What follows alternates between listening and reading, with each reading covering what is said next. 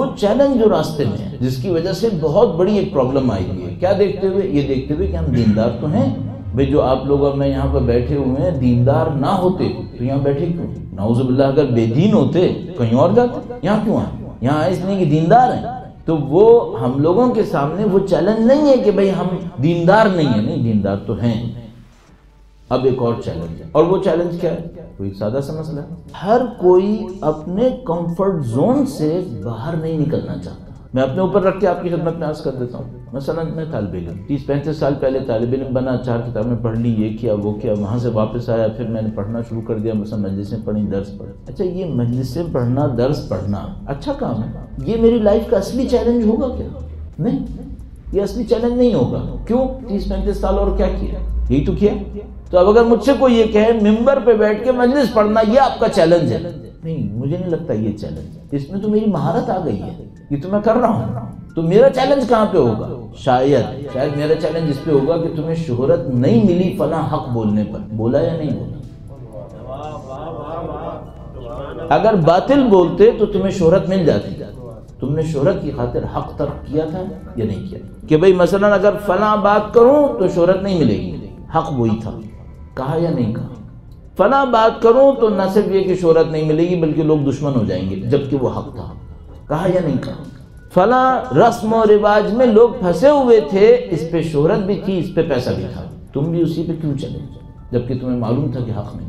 کیوں چلے؟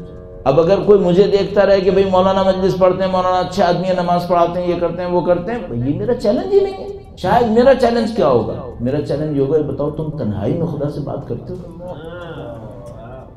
سب کے سامنے تو سب متقی ہیں، کون بیوقوف کہے گا کہ میں فاسق ہوں؟ کون کہے گا؟ آپ کے سامنے میں کچھ ایسی حرکت کروں گا کہ میرا فسق ثابت، اعوذ باللہ، میں دیوانہ ہوں کہ میں ہی کروں گا؟ تو میں آپ کے سامنے تو متقی پرہیزگار رہوں گا، یہ میرا چیلنج نہیں ہوگا۔ اب آپ اپنے آپ کو بھی ایسے ہی دیکھیں۔ ایک آدمی مجھ سے کہے میں اللہ کی راہ میں اتنا پیسہ خرچ کرتا ہوں، حسن شاید تمہارا چیلنج یہ ہو ہی نہیں، تمہارا چیلنج یہ ہو کہ تم خرچ کرتے ہوئے بولتے کیوں؟ خاموشی سے کیوں نہیں کرتے؟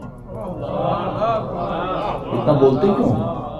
چیلنج شاید یہاں پر ہو، خاموشی سے کرو۔ اللہ نے سرن قبول کیا، ہاں بعض اوقات علانیتاً بھی قبول فرماتا ہے، لیکن پسند وہ سر کو کرتا ہے، راز کو کرتا ہے۔ تو عزیزان محترم، سب سے پہلے مجھے اور آپ کو اس راستے کو طے کرنے کے بعد کہ ہمارا اصلی کام کیا ہے، ہمیں جج یہ کرنا پڑے گا کہ ہم لوگ اپنے کمفرٹ زون سے باہر نکلنے کو تیار ہیں۔ یا مثال کے طور پر میں نے اور آپ نے کیا کیا ہوتا ہے، میں اپنے اوپر رکھ لیتا ہوں، ہم نے یہ کیا ہوتا ہے جس جگہ پر ہم آسانی سے دین کو فالو کر سکتے ہیں اس کو تو ہم فالو کرتے ہیں، باقی کو کہتے ہیں یہ ہمارے لیے نہیں ہے، یہ مثلا کسی اور کے لیے۔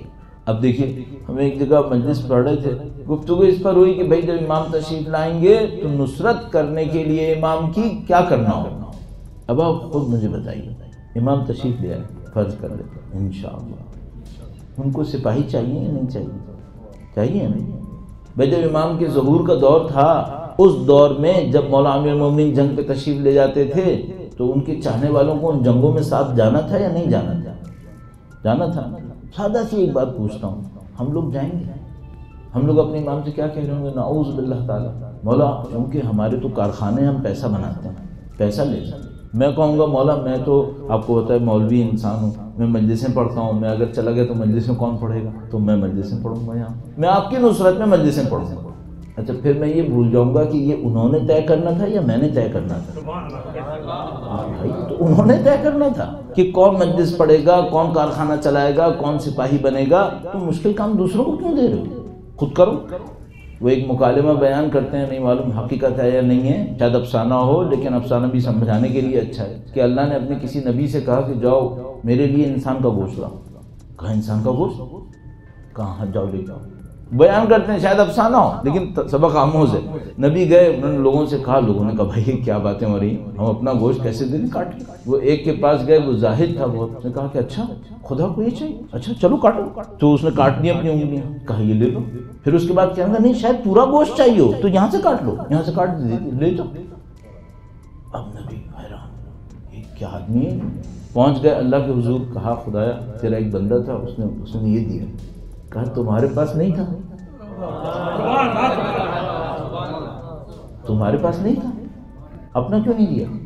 ہم بھی یہی کرنا ہے۔ میں آپ سے کہہ رہا ہوں امام کی نصرت کرو۔ اچھا میں تو یہیں رہوں گا، تم جنگ پہ جاؤ، تو تم کیوں نہیں جاؤ؟ تم بھی جاؤ۔ میں نہیں کہہ رہا کہ ہم جنگجو بن جائیں، لیکن میں کہہ رہا ہوں وقت کے امام کی تشریف آوری پر یہ تقاضا ہے یا نہیں ہے؟ اس میں کون سا ڈاؤٹ ہے؟ ایک جناب پاکستان سے باہر ایک ملک کے اندر دو مومنوں کے گروہوں میں ایک معاملے کے اوپر لڑائی ہو گئی.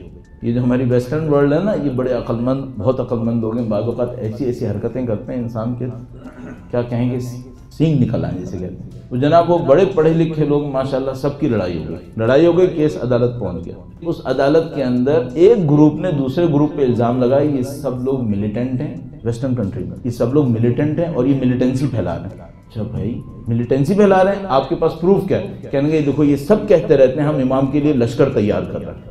یہ ایک گروپ نے دوسرے گروپ پہ الزام لگایا ملیٹنسی کا. عدالت میں ہو رہی ہیں ساری باتیں، پیپرز کے اوپر لکھا ہوا ہے. پھر عدالت میں جب جج سے کہا گیا کہ بھئی تم لوگ ملیٹنٹ ہو، انہوں نے کہا بھئی دیکھو ہمارے پاس ملیٹنسی میں کیا ہے. پھر کراس کوشچننگ شروع ہوئی تو انہوں نے کہا اچھا اس سے پوچھو کہ ہم تو امام کے لیے لشکر میں جائیں گے، ہم تیاری کریں، بنے گا تو تم نہیں جاؤ گے؟ کہنے لگا نہیں میں نہیں جاؤں گا، میں فلاں پڑھا لکھا آدمی ہوں، میں ان کی اس طرح ہیلپ کروں گا.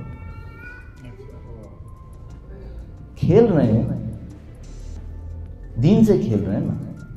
ہم لوگ اپنے کمفرٹ زون سے نہیں نکلنا چاہ رہے. اچھا یہ ہم سب کو پتا ہے کہ دین کا چیلنج ہے ہی اس جگہ پر جہاں پر مشکل ہے. مشکل پر ہی چیلنج ہے، آسانی پہ تھوڑی چیلنج ہے.